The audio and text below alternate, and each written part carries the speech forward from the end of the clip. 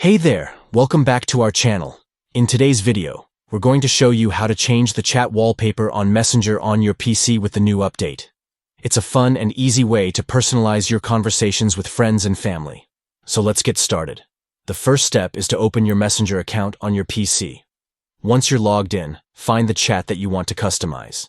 It could be a group chat or a one-on-one conversation. Next, click on the three dots at the top right corner of the chat window. This will open up a menu with various options. Click on Customize Chat and then select Change Theme. A new window will pop up with different themes for you to choose from. Browse through the options and select the one that you like the most. Once you've made your choice, simply tap on the Select button. And there you have it. Your chat wallpaper has been successfully changed.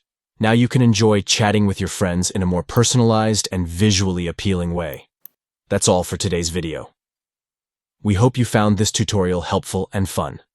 Don't forget to give this video a thumbs up if you liked it, and subscribe to our channel for more tech tips and tutorials.